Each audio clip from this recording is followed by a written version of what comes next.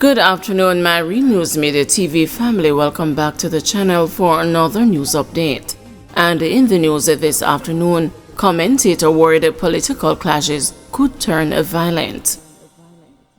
Amid the intense verbal clashes between Jamaica's two major political parties, the governing Jamaica Labour Party and the opposition People's National Party, public commentators fear that there could be serious negative consequences.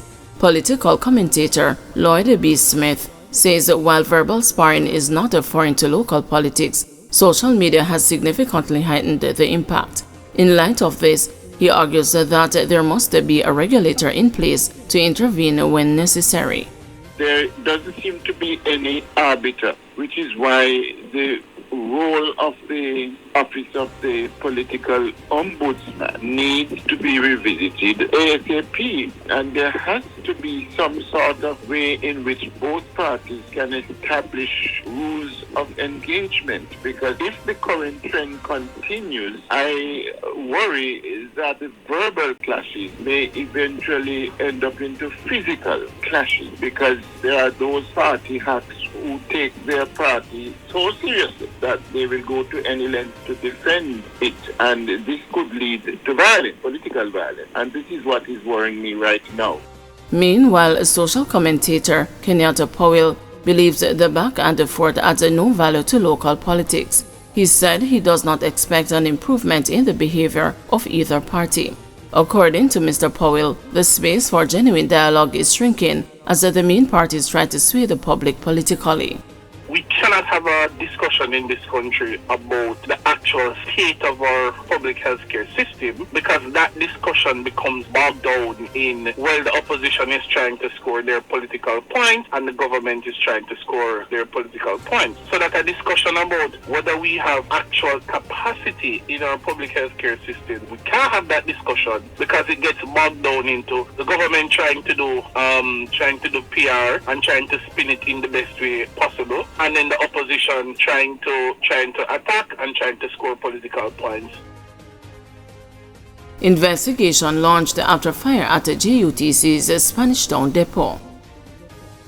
Transport Minister Darrell Vaz says an investigation has been launched into Sunday night's fire at the Jamaica Urban Transit Company depot in Spanish Town, St. Catherine. One employee was injured by the flames, which destroyed one of the buses parked at the facility. I can confirm that I've received an update from the JUTC that there was in fact a fire at the Spanish Town depot, which a bus was involved and damaged by fire. There is an investigation by the fire brigade and the police. I have my own suspicions, but I will wait until the police and the fire have given me an official report, and I will make further comment, and also, based on investigations, further announcements in relation to safety and security on the matter. I have my own suspicions based on intelligence coming from sources. So as I said, I will comment more on the outcome of the investigation and the plan to implement better security measures in relation to certain activities that are plaguing the JUTC.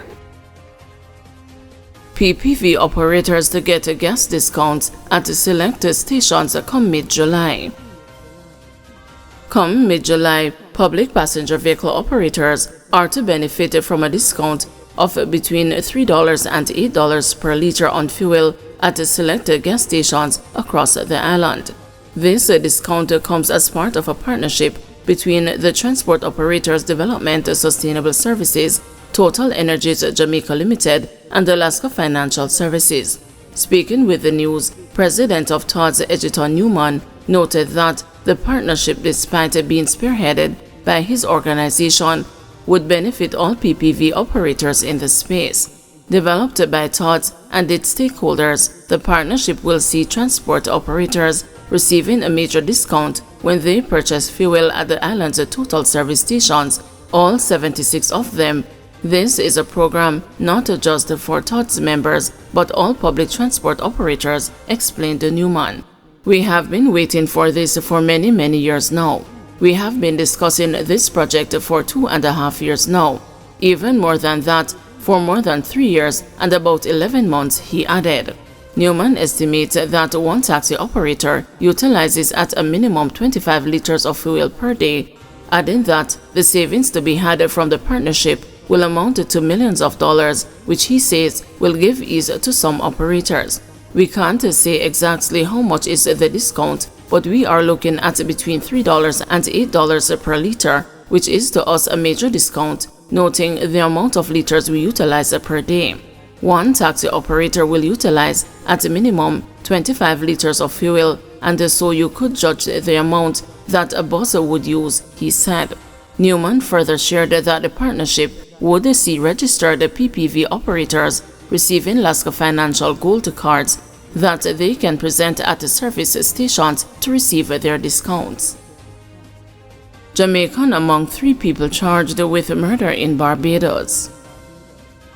A 23-year-old Jamaican is among 3 people who appeared in court on Monday, charged with the murder of 32-year-old Chad Roet earlier this month.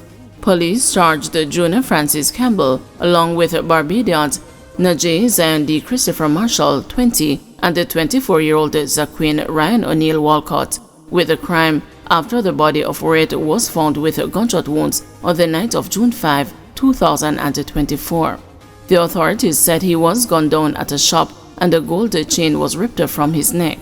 The 3 men appeared before Magistrate Manela Rini at the District Magistrates Court No. 2 and have been remanded into custody to reappear in court on July 22 this year. In a statement, the police said they wanted to thank the media and the general public for their assistance and cooperation in this matter. Portland brothers accused of killing vendor freed. 2 Portland brothers accused of the 2019 shooting death of a female vendor were on Monday freed of murder and gun charges in the Portland Circuit Court. Sirico Russell, otherwise called Pantro, and Maxwell Russell, also called Bigo, were found not guilty of murder, shooting with intent, and illegal possession of firearm by a 7-member jury following a month-long trial before Chief Justice Brian Sykes. The victim, Sandra Gordon, 52, of Diamond District, Buff Bay, was shot and killed on March 13 along Oliver Street in Buff Bay, Portland, about 8:15. Following investigations, the brothers were arrested. The prosecution was alleging that the brothers murdered the woman in retaliation over a dispute that Maxwell had with Gordon's spouse. Sirico, when cautioned, had reportedly told the police, "A Second Avenue midday when me hear about that," while his brother, when cautioned, offered no comments. However, during the trial, no evidence was found linking them to the murder. Attorneys at law John Jacobs and Michael Deans represented Sirico, while Tamika Harris and Cecile Black defended the other brother. PNP says Prime Minister's vow to crack down on fake news online, an assault on democracy. The opposition People's National Party says it strongly condemns Prime Minister Andrew Holness's intent to clamp down on fake news on social media, viewing it as a direct threat to free expression and privacy. Speaking on Saturday at a Jamaica Labour Party youth conference in St. Anne, Holness warned of future prosecutions for trigger-happy online warriors who continue to tarnish the reputations of Jamaicans, especially on popular social media platforms. He sent the warning to what he called the entire industry called fake news and those trying to trick people to get power. Recently, I became aware of a situation where a young person made a post on social media that bordered on being defamatory, probably libelous. The person was tracked and their identity discovered. Long and short, the person was put up to doing this by another political organization, and we have been tracking several such cases where you see some posts being made that border on defamatory or libelous, and when you dig behind, which we have the capabilities to do, and to discover the people behind these accounts, they are young persons being recruited to do this, Holness said. However, the PNP says while addressing misinformation is crucial, the Prime Minister's approach dangerously overreaches and undermines democratic principles and constitutional rights.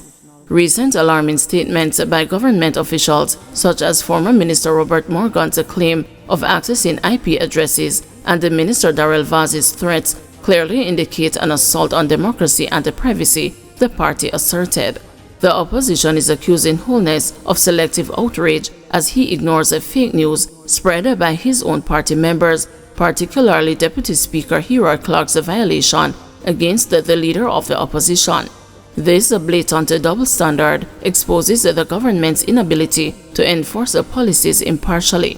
The PNP is demanding that the government clarify its policy and the legal framework, ensuring transparency and accountability. All individuals, including government officials, must be held to the same standard to prevent abuse of power.